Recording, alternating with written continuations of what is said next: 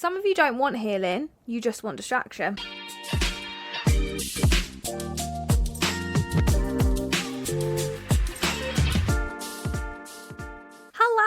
Hello, and welcome back to Bitch You Can. This is episode 35, and this one is going to be quite raw. I'm not sure how this is going to go. I wasn't sure what to talk about today, I'll be honest, and then I was washing my hair this morning, and it just come through to me because this is something, again, that's been presented to me very softly over the last week. I wouldn't say it's like, wow, oh my God, you must talk about this.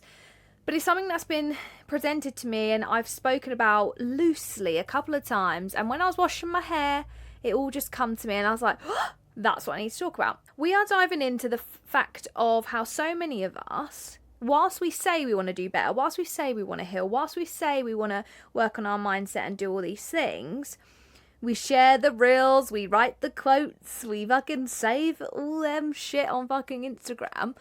But we actually are hiding. We keep putting plasters over ourselves because putting ourselves in situations that maybe aren't the best for us, or we're making decisions that aren't quite our true beliefs, seems more comfortable than actually sitting with ourselves and getting in the nitty gritty of the why we are the way we are, because it's almost like you have to hold that mirror up to yourself to go, okay, I need to change this about me. And that is a lot more confronting than keep making shitty decisions that then aid to the life you don't want to live. A lot of us will avoid because avoidance is predictable. It's a lot easier to sit in someone else's narrative of you than to actually sit with yourself and dig deep and be like, what the fuck's actually going on here? Like, why do I feel this way? Why has that triggered me? Like, a lot of us, you know, something might offend us. Don't be wrong, there is going to be things out there that do offend you, all for good measure. There might be some really shitty things that trigger you or offend you, but when you really think about it, and I've tapped onto this a little bit in the past, but when you really think, we decide what offends us. Like, we decide what offends us. We decide what we get annoyed about. We decide what's going to piss us off today and what isn't. It's a lot easier to sit in someone else's narrative about us and feel uncomfortable and like lash out and blame everyone else and be the victim than to actually sit with ourselves and go, well, why is that upsetting me? Why am I offended like that? Why do I want to believe that? Why am I sat in this pain?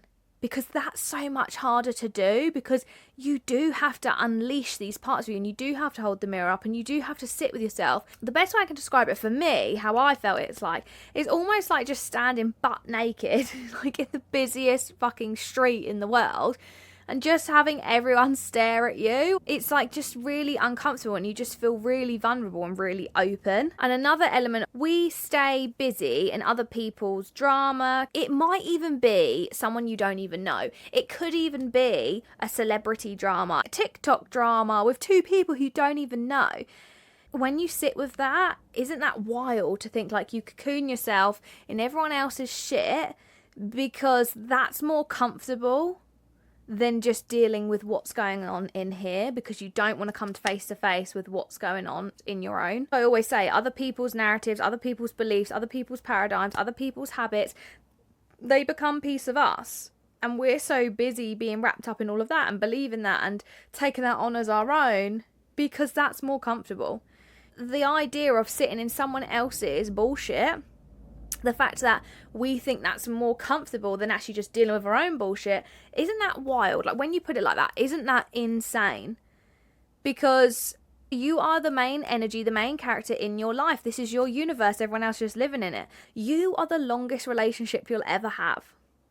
You, the relationship with you, not your parents, not your siblings, not your partner, not your friends, not your children, you. It's you. So why do we avoid our own beliefs, our own systems, our own person? We'd much rather cocoon in everyone else's. This is kind of what I was thinking about today. Like, this is where this podcast has come from. It's the plaster we put on ourselves. Now, you might have your own plaster. Mine has been numerous different things over the years, but one of my key ones was alcohol. The plaster is effectively exactly what it says on the tin. Whatever you're putting on, the plaster you're putting on to cover up what's going underneath, you're just putting a plaster on it and hoping it's going to go away. But let me tell you, it will catch up with you. That plaster ain't going to last forever. So it could be lots of different things, like our coping mechanism. So it could be alcohol, drugs, sex. It could be scrolling, it could be comparison, could be work, could be food, over helping, chasing validation, staying in situations you know that are no good for you. There are so many different variations of coping mechanisms, and this is where I'm going to be quite raw. I've touched on this before, but my coping mechanism from a very young age of 15 was alcohol. I used it to numb my feelings. This is tough to actually talk about. Like, to numb my pain, to dissociate from my own mind, to just, I don't know, just to numb. Because I say that, but every time I drank, it would bring everything flooding back, and I'd be either filled with rage or very emotional, sometimes both. Vodka for me, whoa, not good. Not good. But anyway, see, I'm trying to make a joke out of it because I feel uncomfortable. I actually drank alcohol as some form of a control. It was to do with my trauma. I wanted to be able to understand the state in which I was when I had my trauma. I wanted to be able to control that element. I wanted to be able to understand it. So I would drink to try and recreate a blackout that then I could control. And as I've got older and as I've dived more into trauma and understanding it and how the brain works and understanding my mindset, there's actual science there, which when I found this out, I'm not going to lie, I felt, what's the right word? Almost grief. I felt sad for younger me. You know, I've been sober, it'll be 3 years this year that I've been completely sober. It made me feel really sad when I understood the science behind it, and because again it was something where I thought, oh, it's just me, like just my weird brain, you know, I'm too emotional, I'm too attached, I'm trying to relive something. It's like I just couldn't let it go.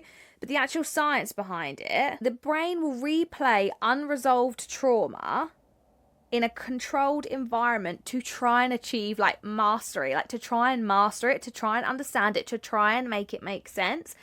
So because my trauma, without laying it all out in graphic detail, because my trauma was linked to alcohol and drugs, I would try to replicate that blackout with alcohol to almost to understand, but almost to try and not justify, but to almost try and prove a point. Like, you know, if I could get to that level again with just me on my own in a controlled state with alcohol, if I could get to that, then it would somehow, in a weird way, prove to myself that maybe it was just alcohol. Maybe I did just imagine it. Maybe I could handle it that time. So then it's almost like I was trying to do that to then put the blame on me. And obviously part of my trauma, a lot of it is the blame game, like when I was younger. Now don't forget, I was 15 years old. I didn't really have a real understanding of alcohol, if I'm honest with you. Yes, I used to dibble dabble in some house parties, and yes, I used to dabble with drinking a bit with my friends, but I was never asked about it. If anything, I actually was always the one that took care of everyone, because I never really drank. I just weren't bothered. I didn't really give a shit. And I think as well, because I'm always been very flamboyant, and I guess I'm always like chaotic anyway, I just never really cared for it. And where my best friend, she always took it too far, so she would always be being sick, she always be in situations, so I always had it as like, no, I've got to take care of you, like I've got to be responsible here, like I can't drink because I got to take care of you, and that was fine. And so there's a lot of underlying trauma with that as well, but that's a whole different episode. But it's a case of, it's really hard to articulate, and I think it's because I said this at Activated, the event, as I actually opened up on stage about exactly what this is. I'm not 100% free from it, and I'm not ashamed to say that I'm not free from that trauma. I'm not ashamed to say that I'm not completely free from it. I'm working on it. It is something that's getting better and better each year, each month as I dive deeper into things. But I didn't for the longest time, until it was actually told to me, I questioned everything I did that night. I questioned everything I did. I questioned me, and that's why I used alcohol. So even years and years and years and later, I was never some people were like, oh, do you want to have a glass of wine? I can't just have a fucking glass of wine. And I'm not ashamed to say that I have a binge issue when it comes to alcohol. And that is because I would try and go from one extreme to the other. So even as an adult, I would go from someone who would have a glass of wine to I'm on the shots. And whilst, yeah, that's hilarious, isn't it? That's life and soul of the party. In last week's episode of Activated with Luke, the podcast I'm doing with Luke, I even mentioned how when I first met a couple of his friends, they were like, why do you want to go to Australia, mate? She's great, because we went out for a meal. But the reason why I was great is because I'm on the shots. I have 5 shots. Yeah, keep them coming. Then there's that association with, well, she's fun. But actually, I was fun because I was the one that was doing shots. At my wedding, towards the end I kept doing shots. And towards the end of the night, I'm like, right then, what's left? And they're like, well, you've cleared us out. The drink is all gone. The only thing left is black sambuca. I'm like, I'll have 5 of them. And I'm there doing 5 shots of black sambuca. I was a little baby bride. I was 21, 22. And then when we went on our honeymoon, when I was drinking, I blacked out. I literally got blackout. And it's funny, right? But it's not, because it's sad. But it's funny at the time. It was because I was just 20-something-year-old. But the underneath of it all, I was in so much pain. That's why sometimes when I look at my wedding pictures, I think, oh, she was in so much pain. Don't get me wrong, I was happy to stay in my life, and I love Luke. But I just think, oh, I just feel for her. I think when I understood that about trauma, how it replays, and how, as well, that is just me. I'm a catalyst, aren't I? That's what I do. I pick things up, and I alchemist, and I want to understand things. I want to piece things together, and I want to create gold. That's how my brain works. So I thought that was me, but to understand that's an actual, the science behind trauma. And then to think of all these situations where I'm life and soul of the party and I'm just shotting. I would literally have a glass of wine. I would have 1 glass and then I'd be onto the shots and I'd just be shotting. And shots are my weakness. I think that's because that's how the quickest way to get it, isn't it? That's the quickest way to just ram them down. And I'm not shitting on anyone that loves a shot. You be you, and I love that for you. But I don't love it if it's underlying fucking trauma, right?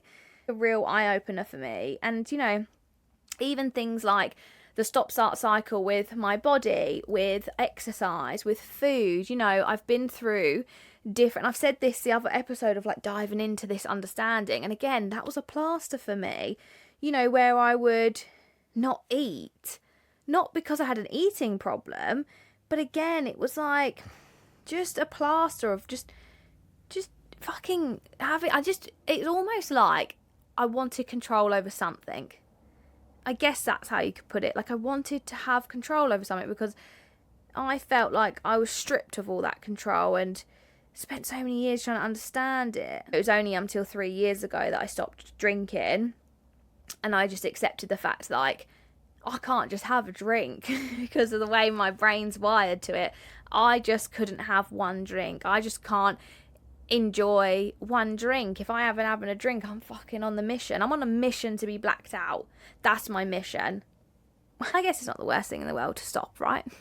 I feel a lot better for it because obviously then what come with it is flashbacks, anxiety, trying to work things out in your brain, even the next day feeling that anxiousness of like, oh my god, what the fuck, like anxiety and that. What I learned was I can't outdrink my trauma. I can't ever put myself in that controlled state. It's never gonna happen. And I was just delaying and putting a plaster over the fact that I need to work on myself. I need to understand why I feel the need to drink.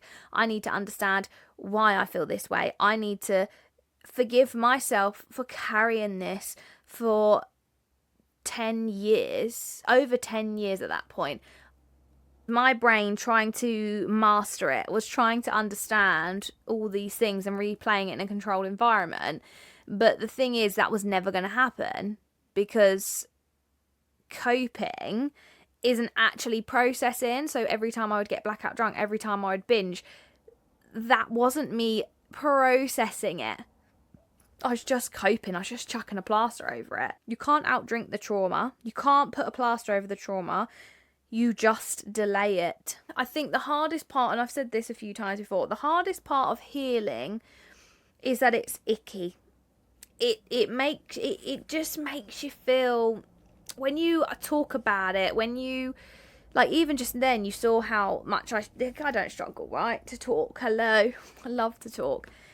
You see how that's a struggle for me to speak about, because it's something I'm still understanding. It's something I'm still processing. It's a journey I'm still going through, and it feels icky. Like, I remember the first time, that I would tell people, and I've told people in my life, I feel sick. I feel gross. I feel like heavy. It's like, it's just. You just, like I say, you're laying everything out, and you just feel so vulnerable. But a lot of the time it feels icky, because sometimes you just realise that you've ignored red flags, you've chose to stay within chaos, you've repeated, you've stayed. Sometimes the healing feels icky because it's like, again, it's holding that mirror up and you look back at yourself. And I think that's why we find it so much easier to live in other people's drama, other people's chaos, or live in someone else's narrative than to actually accept our part to play in what's going on and how we feel and how we're moving through life and the choices that we're making. And all of these things that you're realising as you're holding up this mirror and you're going through this healing journey, it doesn't mean that you're bad. It doesn't mean that you're at fault. It doesn't mean negativity towards you. At some point in these healing journeys, what you actually start to realise, and something I really realised, what happened to you stops being your fault, or it was never your fault, but how long you choose to carry it and feed it, or you carry it and ignore it, that becomes your responsibility. That is on you. And that's why a lot of us, put off the healing, or we say we're healing when actually all we're doing is sharing a quote on Instagram. We're not actually sitting with ourselves. We're not sitting still. We can't bear the thought of sitting in our own thoughts. We can't bear the thought of sitting with our true selves, without the filter, without the armor, without the guard up, without the chaos. We can't seem to accept our true selves. And again, that's what it all comes down to, is how you perceive yourself, your voice, how much you trust yourself, how much you love and you feel that you're worthy of you and of good things in life. You're losing old identities. You have to sit still with yourself. It might mean you have to be alone, not being needed, losing people, dropping the drama, stopping the scroll, stopping the comparison, and actually just letting go of the coping. Because the coping mechanisms, whilst they are comfort, they are slowly destroying you. That doesn't always just mean like physical, like, alcohol or drug abuse. That can also mean mentally and you as a person. Like, every time you do these coping mechanisms, every time you chuck that plaster on, you are taking yourself further and further away from your true self, and you're living in someone else's narrative. And I know that's where you feel comfortable, but every time you do it, you're taking yourself further and further and further away, to the point where you get to a point where you fucking have no idea who you are, and you completely lose yourself, and you don't know how to get them back. It's not about being perfect. It's not about being kumbaya. It's not about having a fucking load of crystals. It's not about fucking meditating every day and getting up at 5 a.m. It's about breaking the pattern. It's about stopping this coping and just sitting with you. It's accepting, like, I've been carrying this and I've been feeding this. It's just choosing something different one time. Like for me, getting sober, I mean, in lockdown, I did actually become a drinker, like every night. Whereas generally speaking, it wasn't a daily occurrence. It's just as soon as there was alcohol around me, that's it, I'm gone. Like that was it. If it's there, I'm having it. Whereas, being at home, like I didn't really drink. If I went out, I would drink. I had to be in the environment, right? It was just let's go, let's get as fucked up as possible. So actually stopping drinking altogether, like yes, whilst in the week that was easy because I didn't really drink anyway in the week, but anytime we went out, it took me a few attempts to do it. Don't think I just stopped. Don't think I just chose differently once and that was it. I'm now perfect. I'm still not perfect. But it took me a long time to actually stop. Like I remember the last time I drank, and this was after I'd been sober for maybe 2 months or 3 months at this point. It was a wedding and I wasn't drinking. I was drinking soda and lime. I was doing so well. And then the shots come out. And as I tell you, they're my weakness. The shots come out. And that was it. I was shotting. That was it. I didn't drink nothing apart from I was just shotting at the end of the night. 5, 6 shots. I remember waking up the next day and I just remember feeling, and I could have easily just gone, well, I can't do it. But I thought, it's okay. It's okay. Today's a new day and we start again. Not long after that, I went on a retreat, which was actually a massive booze fest. And I did not drink once. And oh my God, that feeling of, it was literally like a few weeks later, but that feeling of, oh my God, I didn't drink. They were doing shots. There were 70 of us. And pretty much everyone was boozing it up, by the pool, cocktails, that's another weakness of mine, really giving it large. And I didn't drink once. And I thought, if I can do it here, I can do it anywhere. And I was so proud of myself. And since then, I've not drank, not once. Even like when I went to an event a couple of years ago and there was free shots, and I was so tempted, and then I didn't, and I thought, okay. And I just remember that's when, for me personally, because of my connection to alcohol, because of my relationship with alcohol, that was a huge step in my journey. And I was so proud of myself. It's just literally doing that again and again. So if you do find yourself drinking or having a relapse with your sobriety, or if you do find yourself scrolling or choosing to stay in a situation you know is no good for you, you just got to remember tomorrow's a new day, and you keep going again and you just keep trying. Don't stop trying. It will get easier. The more you do it, it will get easier. The fact that you choose the coping mechanism doesn't mean you're broken, doesn't mean you're fucked up, doesn't mean you're past being fixed. I don't really like that word. It doesn't mean you're past being able to save yourself, but it does mean you just have a new decision to make every time, which is, do I want to understand this and dive into it? Or do I want to keep putting it off and burying it down and chucking a plaster over it? That's your option. Like when it comes to it. So for me, when I was on that retreat and the alcohol was there, it was deciding, okay, do I actually want to figure out why the fuck I can't say no and why the fuck I'm doing this? Or do I just want to chuck another plaster on and think, fuck it, I'll do it again? And I decided that day was the day I was actually going to decide to understand it. After that, the next 18 months of my life after that moment was probably the most telling time mentally in terms of opening up. There's no coincidence that May the next year is when I completely opened up and it all come out. Do you know what I mean? There's no telling that I stopped the coping and I sat with it and I processed it, and then I started my healing journey properly. There's no coincidence. And that's why I sit here today talking how I talk every fucking week, because I made that decision to just sit with myself and sit with my own thoughts, even though it was really horrible. It was really icky. I felt sick. But I come out the other side, and now, don't get me wrong, I'm not perfect. I still have some little coping mechanisms, but I'm working on them. But I know my biggest one, I like to think like, I'm done with that now. Healing girl homework then. I want you to ask yourself, what am I doing just to avoid sitting with myself, sitting in my own thoughts? What is it that I am doing actively in my life, whether that's every day, whether that's once a month, whether that's twice a fucking year, whether it's only at special occasions, like for me, but what are you actively doing in your life right now to avoid sitting with yourself? And then I want you to go deeper. I want you to ask yourself, if I removed that thing, what would I have to feel? What is it you would feel if you removed that thing? And be really open and honest with yourself. You know, like I say, every week, just put it in a journal, voice note yourself, whatever else. You don't have to share this with anyone. This is just for you. And that's what you need to work on.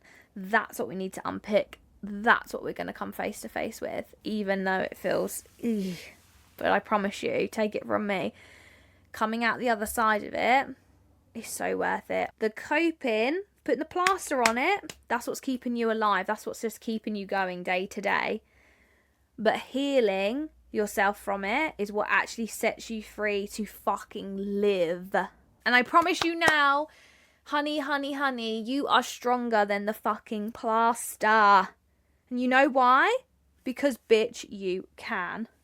Thank you so much for listening. I appreciate you being here. Please like, rate and subscribe on whichever platform you are currently watching or listening, because that will really help me push this podcast out far and wide. Can you please share this with somebody who you think would need it, someone who you know is stronger than that fucking plaster? Send it to your hun, help her out. Thank you so much. As always, I appreciate you. I'm so, so grateful. Thank you for listening, as I know it was a bit of a raw one and I was struggling halfway through. So I really appreciate your listen and your support. And as always, I will see you in the next one. Love you, bye.